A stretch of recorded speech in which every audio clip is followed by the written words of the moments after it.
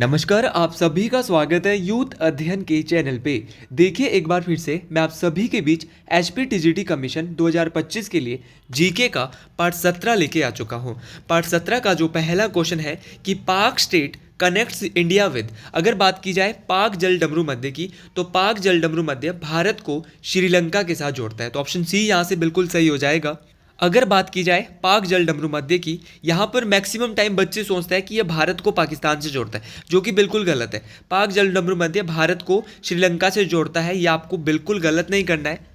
और कहीं ना कहीं ये वे ऑफ बंगाल को इंडियन ओशन के साथ भी जोड़ता है। अगर बात की जाए उसी प्रकार सुंडा स्ट्रेट की, सुंडा स्ट्रेट किससे किसको जोड़ती है? अगर मैं बात करता हूँ सुंडा स्ट्रेट की, तो ये जावा सी को इंडियन सी के साथ जोड़ती है। इस बात को भी आपने याद रखना है। जिस प्रकार सुंडा स्ट्रेट है उसी प्रकार इंडियन ओशन की सबसे गहरी ट्रेंच सुंडा गर्त भी है। अगर मैं सुंडा गर्त की बात करता हूँ, सुंडा ट्रेंच की बात करता हूँ, तो यह हिंद महासागर का सबसे गहरा स्थान है, गहरा बिंदु है, जिसकी अधिकतम गहराई 7,725 मीटर है। ये भी आपको याद रखना है कितनी गहराई है सुंडा ट्रेंच की, 7,725 मीटर। सुंडा जो गर्त है इसको जावा गर्त के नाम से भी जाना जाता है। बहुत बार पूछा गया है कि सुंडा गर्त का अन्य नाम क्या है, तो जावा गर्त, तो ये भी आपको याद रखना है। और जो सुंडा स्ट्रेट है वो जावा सी को इंडियन सी के साथ जोड़ती है, इस बात को भी आपने याद रखना है। उसी प्रकार आपने मलक्का स्ट्रेट सुना होगा, मलक्का जल डमरू मध्य। अगर मैं मलक्का स्ट्रेट की बात करता हूँ तो मलक्का स्ट्रेट इंडिया को इंडोनेशिया से जोड़ती है। उसी प्रकार जिब्राल्टर स्ट्रेट, अगर जिब्राल्टर स्ट्रेट की बात करता है तो ये मेडिटेरियन सी को अटलांटिक ओशियन के साथ, तो याद रखना मेडिटेरियन सी को या भूमध्य सागर को अटलांटिक महासागर से कौन सी स्टेट जोड़ती है, तो वो जिब्राल्टर स्टेट जोड़ती है। या कह सकते हैं, बहुत बार पूछा गया कि यूरोप को अफ्रीका से कौन अलग करती है, तो यूरोप को अफ्रीका से जिब्राल्टर स्टेट ही अलग करती है। उसी प्रकार एक डोबर स्टेट है। अगर मैं डोबर स्टेट की बात करता हूं तो ये इंग्लिश चैनल और उत्तरी सागर को जोड़ता है, या नॉर्थ सी को अटलांटिक ओशियन। तो कुछ भी आप कह सकते हैं कि जो डोबर स्टेट है, डोबर लिख लेना है आपने। जितनी भी मैं आपको अन्य चीज़ें बताता हूँ ये सारी चीज़ें आपने अपनी कॉपी में नोट डाउन कर लेनी है। इनको स्लो में सुनना है। अगर मैं इनको फास्ट बोल रहा हूँ तो आप इनको आराम से सुन सकते हैं 0.75 की स्पीड में। ये इंग्लिश चैनल को उत्तरी सागर से जोड़ता है, डोबर स्ट्रेट। उसी प्रकार बहुत बहुत इंपॉर्टेंट, मोस्ट इंपॉर्टेंट, बेरिंग जल डमरू मध्य। अगर बेरिंग जल डमरू मध्य की बात करते हैं तो ये आर्कटिक ओशन को बेरिंग सागर से जोड़ता है। ये मोस्ट इंपॉर्टेंट है कि आर्कटिक ओशन को बेरिंग सागर से कौन जोड़ता है, तो है बेरिंग जल डमरू मध्य। ये भी आपको याद रखना है। और यहाँ से मैं आपको ये बताना चाहता हूँ कि आज से ही हमारा batch number 1 TGT arts commission का, और एक ही बैच हम बिठा रहे हैं, इसी में हम बच्चे ऐड करते जाएंगे। ये हमारा बैच शुरू हो चुका है। अगर आप इस बैच पे जुड़ना चाहते हो, जिसकी फीस है मात्र 499 रुपीज़, आप इस नंबर पे जल्दी से जल्दी कॉन्टैक्ट करें 7876145409। आप इस नंबर पे कॉन्टैक्ट करके इस बैच को अवेल कर सकते हैं, पूरी जानकारी पा सकते हैं। यहाँ पर आपको handwritten notes, weekly test, हर एक चीज़ यहाँ पर प्रोवाइड रहेगी। मात्र 499 रुपये में यहाँ पे बैच जो है ये बैठ रहा है। और इसमें लाइव, अगर आप लाइव ना दे पाओ तो रिकॉर्डेड आप शाम को आराम से घर में बैठ के लाइव की तरह ही देख सकते हैं। तो आपके पास यहाँ पर बहुत सारे ऑप्शंस है, आप जल्दी से जल्दी इस नंबर पे कांटेक्ट करिए। अगला क्वेश्चन यहाँ पे है, the eastern coastal plains is also named as, पूर्वी तटीय मैदान इस नाम से जाने जाते हैं। जो पूर्वी तटीय मैदान है उनको कोरोमंडल कोस्टल प्लेन्स या कोरोमंडल तटीय मैदान के नाम से भी जाना जाता है। अगर मैं भारत की बात करता हूँ कि भारत के ऐसे कितने राज्य हैं जो तटीय सीमा बनाते हैं, तो भारत के ऐसे 9 राज्य हैं जो तटीय सीमा बनाते हैं। अब वो 9 राज्य कौन कौन से हैं जो तटीय सीमा बनाते हैं, तो उसमें गुजरात, आपका महाराष्ट्र, आपका गोवा, आपका कर्नाटक, आपका केरल, तमिलनाडु, आंध्र प्रदेश, उड़ीसा और पश्चिम बंगाल। एक बार फिर से मैं बोलता हूँ, गुजरात तटीय सीमा बनाता है, महाराष्ट्र बनाता है, गोवा बनाता है, कर्नाटक बनाता है, केरल बनाता है, तमिलनाडु बनाता है, आंध्र प्रदेश बनाता है, उड़ीसा और पश्चिम बंगाल। ये सारे 9 राज्य जो है वो क्या बनाते हैं, सीमा बनाते हैं। कैसी सीमा बनाते हैं? तटीय सीमा बनाते हैं, कोस्ट लाइन जो है ये बनाते हैं। अगर मैं भारत की कुल समुद्री या तटीय सीमा की बात करता हूँ तो कुल जो सीमा है वो 7,516.6 किलोमीटर है। ये याद रखना, एग्जैक्ट आपको याद रखनी है, 7516.6 किलोमीटर। ये मोस्ट इंपॉर्टेंट है। और अगर बात की जाए गुजरात, सबसे ज़्यादा जो सीमा बनाता है तटीय सीमा वो बनाता है गुजरात राज्य। गुजरात कितनी सीमा बनाता है, मोस्ट इंपॉर्टेंट है इस बात को जानना।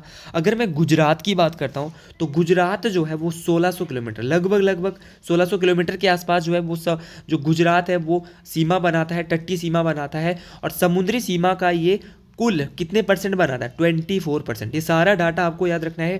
किलोमीटर में पूछेंगे तो 1600 किलोमीटर, और अगर परसेंटेज में पूछते हैं तो 24%। ये सारी बातें आपको याद रखनी मोस्ट इंपॉर्टेंट है। अब भैया गुजरात तो सारे पढ़ के जाएंगे परीक्षा में, सभी लोग पढ़ के जाएंगे 1600 किलोमीटर 24%। लेकिन अगर वहाँ पर एग्जामिनर का दिमाग घूम गया और उसने पूछा कि भारत का ऐसा राज्य जो दूसरी सबसे बड़ी तटीय सीमा बनाता है, तो वो है तमिलनाडु। जी हाँ, तमिलनाडु जो है वो दूसरी सबसे बड़ी सीमा बनाता है। अगर तमिलनाडु की बात करें, तमिलनाडु कितने किलोमीटर बनाता, तो 1076 किलोमीटर। एग्जैक्ट आपको याद रखना है, 1076 किलोमीटर तमिलनाडु जो है वो तटीय सीमा बनाता है।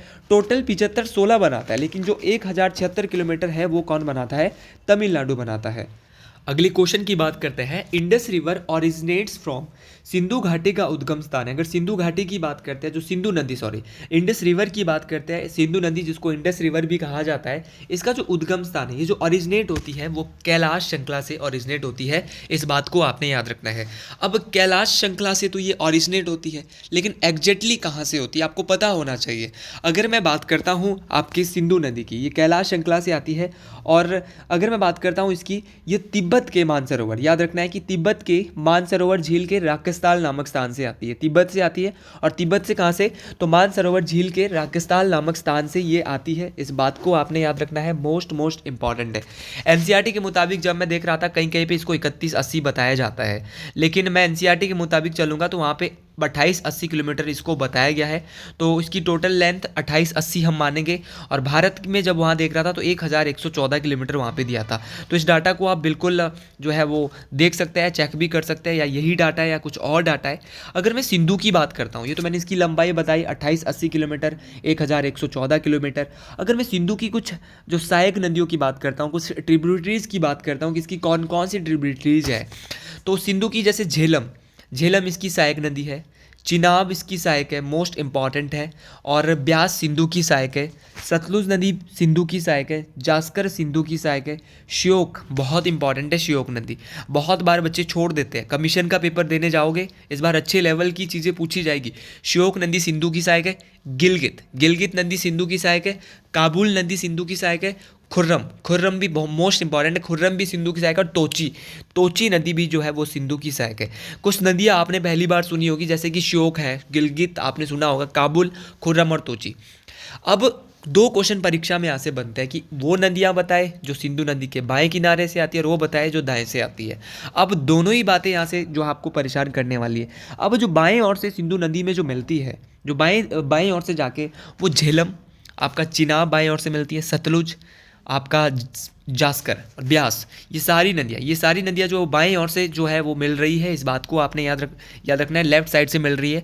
एक बार फिर से बोल रहा हूँ, जो बाएं ओर से नदियाँ मिलती है, पूछा गया है बाएं और दाएं ओर से। झेलम नदी बाएं ओर से मिलती है, चिनाब भी बाएं ओर से मिलती है, ब्यास भी बाएं ओर से मिलती है, सतलुज भी बाएं ओर से मिलती है, और जास्कर भी बाएं ओर से मिलती है। दाहिने ओर से कौन सी नदी इसमें मिलती है? अगर मैं दाहिनी ओर से बात करूँ तो दाहिने ओर से आपकी श्योक मिलती है, आपकी काबुल भी दाहिने ओर से मिलती है इसमें, और गिलगित भी दाहिने। और गिलगित बहुत बार गिलगित ही पूछा जाता है, बहुत बार। तो हो सकता है इस बार श्योक को गिलगित बहुत टाइम पूछा गया, लेकिन आप गिलगित को ना भूलें, गिलगित पूछा जाएगा। तो दाएं ओर से कौन सी मिलती है, बाएं ओर से कौन सी मिलती है, ये भी हमने देख लिया है। सारी चीज़ें अगर आप अपनी कॉपी में नोट डाउन कर रहे हो तो ये बहुत काम आपको आने वाली। हर दिन आपके लिए कोई ना कोई नया क्वेश्चन जरूर बनता है।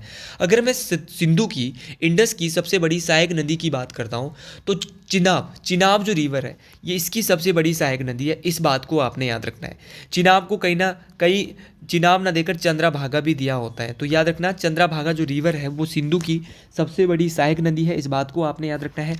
उसी प्रकार अगर मैं झेलम की बात कर रहा हूँ, झेलम जो नदी है ये श्रीनगर, आपने सुना होगा श्रीनगर शहर, जिसको अशोक, किसने बसाया था श्रीनगर शहर को? अशोक के द्वारा बसाया गया था। ये झेलम नदी जो है वो श्रीनगर शहर के पास स्थित है। पूछे जाता है नदियों के किनारे शहर, तो क्वेश्चन आता है कि जो श्रीनगर शहर है आपका वो किस नदी के किनारे? तो झेलम। भाई झेलम नदी कहाँ से निकलती है, कहाँ से ओरिजिनेट होती है, पूछा जा सकता है एग्जाम में। तो अगर झेलम नदी की बात करते हैं तो ये जम्मू कश्मीर के बैरीनाग झील, जी हाँ, अगर बैरीनाग लेक की बात करते हैं तो इसी बैरीनाग लेक से कौन सी नदी आती है? झेलम नदी आती है। तो नदियों के बारे में हमने यहाँ से सिंधु इंडस जो रिवर है इसके बारे में बहुत कुछ देख लिया। और अगर मैं बात करता हूँ जहाँ से, देखो सिंधु नदी का जो उद्गम है वो मानसरोवर झील के राक्षसताल से होता है। इसी मानसरोवर झील के राक्षसताल से सतलुज नदी, जो हिमाचल प्रदेश की सबसे लंबी नदी है सतलुज, जो कि 320 किलोमीटर के आसपास हिमाचल में बहती है, ये भी कहाँ से आती है, जहाँ से सिंधु ही आती है, मानसरोवर झील के राक्षसताल से आती है। तो ये मोस्ट इंपॉर्टेंट क्वेश्चन है सारे के सारे। अगली क्वेश्चन की बात करते हैं कि विली विली इजे। अगर विली विली की बात करें तो विली विली जो है वो ऑस्ट्रेलिया के समीप एक उष्णकटिबंधीय चक्रवात है, ट्रॉपिकल साइक्लोन नियर ऑस्ट्रेलिया। देखिए, अगर मैं विली विली की बात करता हूँ तो ये जो आपका नॉर्थन एशिया है, आपका जो नॉर्थन ऑस्ट्रेलिया है, वहाँ पर जो एक विली विली जो है वो साइक्लोन आता है, ट्रॉपिकल साइक्लोन। और इसी ट्रॉपिकल साइक्लोन को चाइना सी में टाइफून कहा जाता है। मोस्ट इंपॉर्टेंट कि भैया चाइना सी में इसको क्या कहेंगे, तो चाइना सी में जो इसको कहा जाता है वो टाइफून कहा जाता है, इस बात को आपने याद रखना है। उसी प्रकार इंडियन ओशियन, भैया हिंद महासागर में आपको पता ही है, इंडियन ओशियन में इसको साइक्लोन के नाम से जाना जाता है। और अगर मैं बात करता हूँ टॉर्नेडो, टॉर्नेडो इसको कहाँ पे कहा जाता है, तो टॉर्नेडो जो इसको वो coastal area of USA, coastal area of USA में इसको टॉर्नेडो कहा जाता है, इस बात को आपने याद रखना है। ये भी मोस्ट इंपॉर्टेंट बात है, परीक्षाओं में काम आने वाली बात है। अगले क्वेश्चन की ओर बढ़ते हैं कि the headquarters of RBI is at. अगर आरबीआई की बात करते हैं, आरबीआई जो है वो भारत का एकमात्र केंद्रीय बैंक है, इस बात को आपने याद रखना है। भारत का केंद्रीय बैंक कौन सा है, तो ये आप आसानी से सभी लोग जानते हैं कि आरबीआई है। अगर आरबीआई के हेडक्वार्टर की बात करें तो आरबीआई का जो हेडक्वार्टर है वो मुंबई में है, इस बात को आपने याद रखना है कि जो आरबीआई का हेडक्वार्टर है वो कहाँ पे है, तो आरबीआई का जो हेडक्वार्टर है वो मुंबई में है। आरबीआई का जो पूरा नाम है वो reserve bank of India, RBI का जो पूरा नाम है वो रिजर्व बैंक ऑफ इंडिया है, इस बात को आपने याद रखना है। अगर फुल फॉर्म आती है लेकिन आएगी नहीं, कमीशन का पेपर है, इतना आसान अगर क्वेश्चन आ गया तो फिर सभी लोग सही करके जाएंगे। इसकी स्थापना 1 अप्रैल 1935 को हुई थी, ये डेट आपको याद रखनी मोस्ट इंपॉर्टेंट है। अभी हाल फिलहाल में आरबीआई के नए गवर्नर नियुक्त किए गए हैं, जी हाँ बिल्कुल, आरबीआई के जो नए गवर्नर नियुक्त किए गए इनका नाम है संजय मल्होत्रा।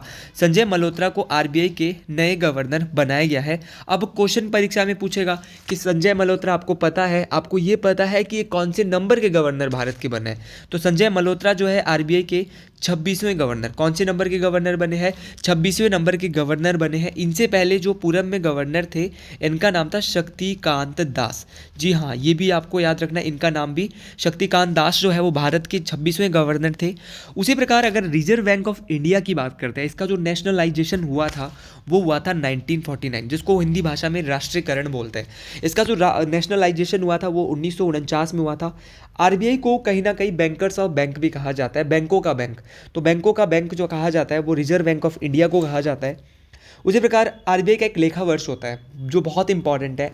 आरबीआई का जो लेखा वर्ष होता है वो कब होता है, तो ये जुलाई और जून, तो जुलाई और जून में जो है वो RBI reserve bank of India का लेखा वर्ष भी होता है, इस बात को आपने याद रखना है, ये भी मोस्ट इंपॉर्टेंट है। आरबीआई के बाद क्वेश्चन पूछा जाता है भारत का सबसे बड़ा व्यापारिक बैंक जिसका नाम है एसबीआई। एसबीआई का हेडक्वार्टर भी कहाँ पे है, एसबीआई का हेडक्वार्टर भी सेम जहाँ पे आरबीआई का है वहीं पे एसबीआई का है। एसबीआई का भी कहाँ पे है, मुंबई में स्थित है, इस बात को आपने याद रखना है। अब एसबीआई की स्थापना कब हुई, एसबीआई की स्थापना भी आपसे पूछी जा सकती है। अगर एसबीआई की बात करता हूँ तो इसकी स्थापना 1 अप्रैल 1935, जी हाँ आपने याद रखना है कि 1 अप्रैल 1935 को एसबीआई की भी स्थापना होती है। एसबीआई का पुराना नाम बहुत दफ़ा आपको चेक करने के लिए परीक्षा में एग्जामिनर पूछ लेता है, क्योंकि मैक्सिमम बार बंदा आरबीआई के बारे में पढ़ के जाता है लेकिन एसबीआई वगैरह वो छोड़ के जाता है। लेकिन आपको याद रखना है ये भारत का सबसे बड़ा व्यापारिक बैंक है, भारत का सबसे बड़ा कमर्शियल बैंक है, तो आपको पता होना चाहिए कि इसका पुराना नाम क्या है, तो इसका पुराना नाम है इंपीरियल बैंक ऑफ इंडिया। तो एसबीआई का जो पुराना नाम है वो है इंपीरियल बैंक ऑफ इंडिया। स्थापना 1 जुलाई 1955। भारत का सबसे बड़ा व्यापारिक बैंक, भारत का सबसे बड़ा कमर्शियल बैंक। तो आपको ये सारी बातें याद रखनी है। परीक्षाओं में देखो एग्जामिनर आपसे कुछ भी पूछ सकता है, आपको चेक करने के लिए वो एक से एक क्वेश्चन यहाँ पे जो है वो दे सकता है, लेकिन आप गलती करने की बिल्कुल यहाँ पे गुंजाइश नहीं होनी चाहिए। अगले क्वेश्चन की बात करते हैं कि लेकिन इसके अलावा एक नाबार्ड मेरे को याद आ रहा है, अगर मैं नाबार्ड की भी बात कर लेता हूँ, भाई नाबार्ड के बारे में भी आप जरूर यहाँ पे पढ़ ले। नाबार्ड के बारे में अगर करूँ तो नाबार्ड का जो पूरा नाम है वो है national bank for agriculture and rural development. अगर नाबार्ड की बात की जाए तो इसका पूरा नाम है national bank for agricultural and rural development इसका पूरा नाम है। नाबार्ड की जो स्थापना हुई थी वो 1982, याद रखना है कब हुई थी नाबार्ड की स्थापना। नाबार्ड की स्थापना 1982, और इसका जो हेडक्वार्टर है वो भी भैया मुंबई में ही स्थित है। जी हाँ, एसबीआई, आरबीआई और नाबार्ड, इनके तीनों के हेडक्वार्टर कहाँ पे है? मुंबई में। स्थापना अलग अलग है, आरबीआई की 1935, एसबीआई की 1955 और नाबार्ड की 1982। अगले क्वेश्चन की ओर बात करते हैं कि taxation is a tool of, कराधान एक औजार है। अगर कराधान एक औजार है, किसका औजार है भैया? आपकी फिजिकल पॉलिसी का, वित्तीय नीति का। देखिए, जो आपकी जो फिजिकल पॉलिसी, वित्तीय नीति होती है, यहाँ पर अगर मैं टैक्सेस की सबसे पहले बात करता हूँ, जो टैक्सीज होते हैं वो 2 टाइप्स के होते हैं। एक डायरेक्ट टैक्स होता है, दूसरा इनडायरेक्ट टैक्स होता है। अगर मैं डायरेक्ट टैक्स की बात करता हूँ तो डायरेक्ट टैक्स में जो आते हैं, आपका इनकम टैक्स जो है वो डायरेक्ट टैक्स में आता है, आपका रियल टैक्स हो गया, आपका प्रॉपर्टी टैक्स हो गया, आपका कॉर्पोरेट टैक्स हो गया, आपका प्रॉपर्टी टैक्स मैंने बता दिया है, वेल्थ टैक्स हो गया, गिफ्ट टैक्स हो गया। ये सारे के सारे टैक्स जो है वो डायरेक्ट टैक्सेस में आता है। अगर बात की जाए, एक बार फिर से बताता हूँ, डायरेक्ट टैक्स में आपका इनकम टैक्स आता है, आपका रियल टैक्स आता है, आपका प्रॉपर्टी टैक्स आता है, आपका कॉर्पोरेट टैक्स आता है, वेल्थ टैक्स आता है, गिफ्ट टैक्स आता है।